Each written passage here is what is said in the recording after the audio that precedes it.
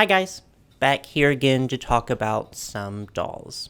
If you're new here, this is just a recurring series I like to do on my channel where I go over new or upcoming fashion doll releases and I tell you whether I will be purchasing or making the smart financial decision of saving my money so I can spend it on another doll that I want.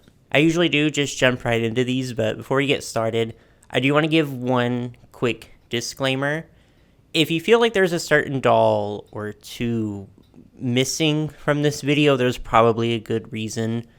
Toy companies have been kind of insane about going after certain accounts lately. I've seen a lot of doll updates, doll news accounts get deleted in the past few weeks, so I have to be really careful with what I show. I don't even really post leaks or unofficial announcements to begin with, but even then, I feel like I just need to be more strict about it, just in case. But yeah, enough of the intro there. Let's go ahead and get into it. As always, I like to start with the one, the only, the queen herself, Barbie. I think the most important thing we can talk about with her, the second wave of the Barbie movie dolls.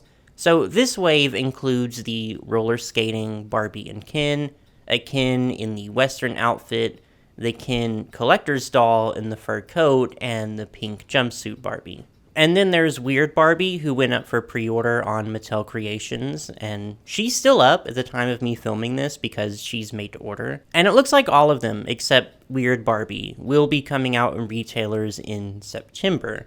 It was a little scary there for a minute because they kept randomly dropping for pre-order and selling out instantly, but Mattel did assure us they will be getting a full release, and hopefully more stock than the last wave because those have all totally disappeared. Of this new wave, the only one I really want is the skating Barbie, maybe the Ken.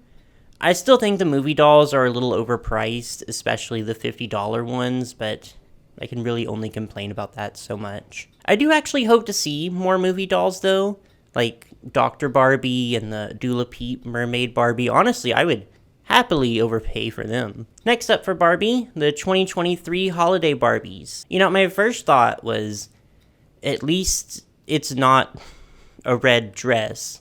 And then my second thought was, well, it's still not very cute. Gold, I think, is a great color for a holiday doll. Very underrated as far as Christmas aesthetics go, but this is just, where's the drama, the creativity, the budget? Look at the capelet up close. It literally looks like she wrapped, like a mosquito net over her shoulders. She looks, you know what? She looks unfinished. She looks like this is maybe 75%, maybe 50% of what should have actually been. There are a few different variations with different hair colors and skin tones. I like them a bit more than the standard blonde version, but I mean, they're all still wearing the same ugly dress, so.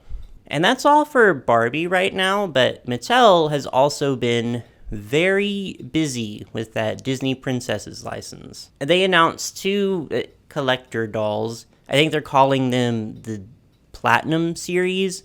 It's also Disney's 100th anniversary, so it makes sense that they're kind of going all out. At first, just Cinderella. Oh, they're $45, by the way.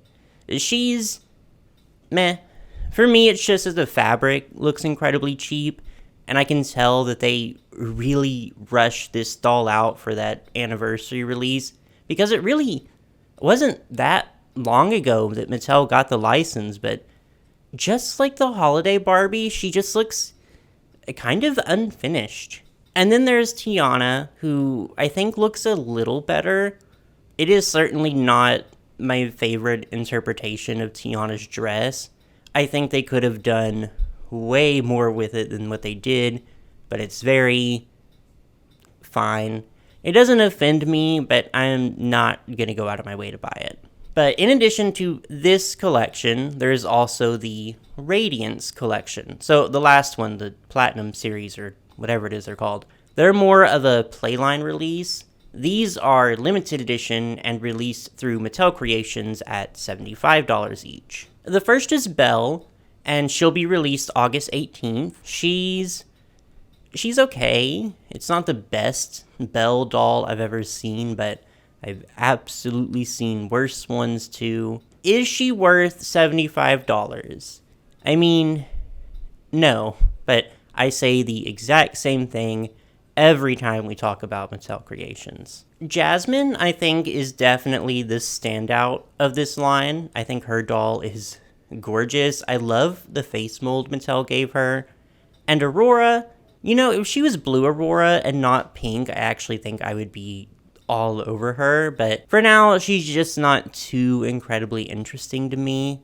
One of the better Aurora dolls, I do think, but again, $75. And then on top of those, we also have a Disney Princess American Girl collaboration, which again features Belle and Jasmine and also Rapunzel. These are 300 doll hairs each, which regular American Girl dolls are already kind of out of budget for me. But I will say, the quality and construction of the outfits and everything looks pretty great, especially Rapunzel. All the detailing on her dress looks really cool. So overall, kind of a neat release and a really unexpected one too, but way out of my price range, personally. And one more thing from Disney. These are from the Disney store though, not Mattel. New versions of the Disney Princess dolls. So they all have the new sort of cardboard blind box packaging that opens into a diorama, and all the dolls come with a second outfit. I won't go through every single one, but yeah, these are pretty cool. The one I'm most excited for is, of course, Ariel, because I love her blue dress. It's my all-time favorite Ariel look, and it doesn't actually get a lot of merchandise. So anytime I see the blue dress, I just have to buy it. I do also like what they did for her seashell top on the new doll too.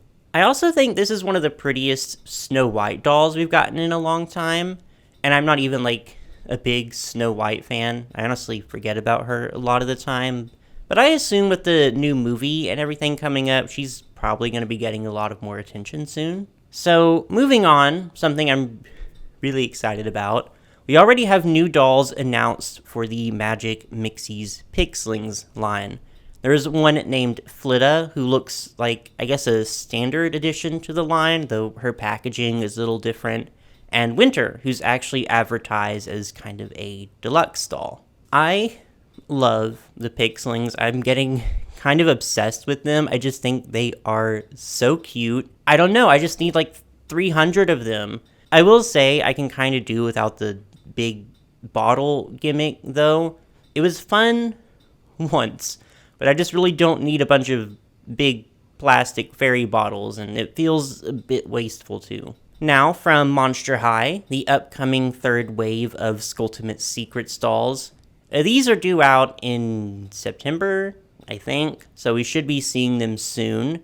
This one is called Neon Frights, and as you can imagine is neon glow-in-the-dark themed. In this one, there's Toralei, Gulia, Twyla, Draculaura, and Frankie. And I definitely think some other characters deserved a spot in this line, but I'm sure, marketing probably had a say in that. I keep going, back and forth on this line. Toralei, I love her doll. I think I for sure need hers, especially since I wasn't super impressed with her first doll, but I think this one is a massive improvement for her. But the others, there's things I like and things I don't like. I know the boots are glow in the dark, but I'm just kind of over Monster High doing these big, detailed shoe sculpts and not really painting them at all. But I think the makeup in this line looks really, really cool. I like a lot of the hairstyles, but I will have to see them in person because Skulltimate Secrets 2, they got me with those stock photos. I thought they were going to look way better than they actually did. So, we'll see. We'll see. If they're going to keep doing the Skulltimate Secrets line, I do hope again, that they just find a way to streamline the unboxing process. It is a cool concept and all, but just like with the pixlings, I don't really need 300 huge plastic lockers, you know? There was also a new Skeletor doll based on Annabelle from the Conjuring series. She was released on August 9th and has since sold out, as Skeletors tend to do. But from what I hear, it was a pretty chill release, actually. I say this every time we get a Skeletor, but I'm just not incredibly interested in them.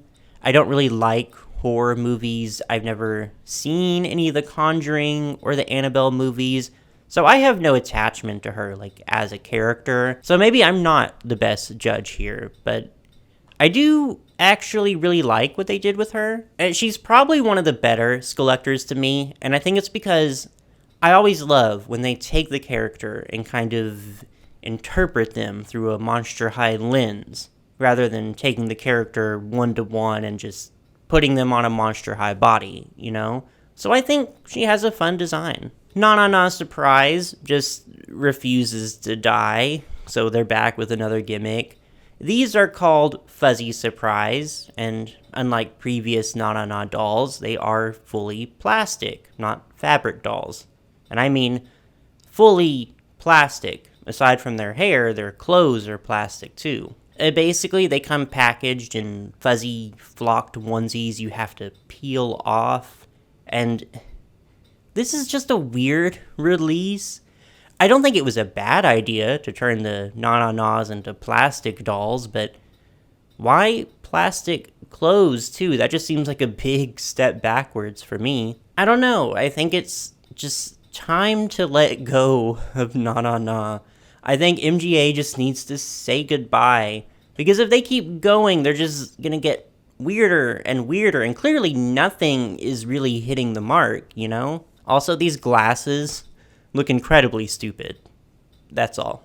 The LOL OMG Tweens are back with another release. These are called Surprise Swap, and they hark back to a concept that was pretty popular, like in the mid-2000s, where fashion dolls came with swappable heads. So, the name of the game here is obviously elaborate, colorful hairstyles. And for the first time, I think, ever, since the tweens were first introduced, I'm kind of underwhelmed, and it physically pains me, because I love the tweens so much, but these, I don't know what it is. I just feel like the execution, especially with some of the hairstyles, is a little off. I do love the extra faces. I think they're incredibly cute with the details in the eyes, but I'm just not incredibly impressed with the overall designs here. I feel like most of them are just missing something. I do like Cora though. I think of all four, she's easily the best one to me. Then, for Bratz, there's Series 3 of the Reproductions, featuring Dana, Tiana, Fiona, Kobe, and, most importantly, Felicia. People have already been finding these in stores, pretty much as I'm filming this. It's a little disappointing that Felicia doesn't come with all her stuff from the original doll, but, you know, it's just really nice that everyone who wanted a Felicia will finally have the chance to buy her without selling their home. That's the most important thing to me. And already I see people, like, in the Facebook groups crying, well, my Felicia doesn't feel so special anymore. I'm so disappointed. I paid $800 for mine, and now anyone can have her. Good. That's all I have to say to that. Good. I'm also pretty excited for Tiana. Her Welcome to Fabulous doll has been one that's been on my wish list for a while now, but I just never really got around to buying her. I'm so glad I didn't. And these reproductions, even though they don't look exactly like the original dolls, they look good. They look really good. Whatever you're doing, MGA, to improve on the reproduction dolls, keep doing it, is all I can say, because we've definitely come a long way since the Rock Angels dolls. And I think that's everything I had on my list for today. As always, thank you so much for watching, but now it's your turn. Tell me all about the dolls you want the most, and which ones you think you'll be skipping out on. And when you're done with that, just be sure to like and subscribe for any future fashion doll content. Now go out and get those dolls.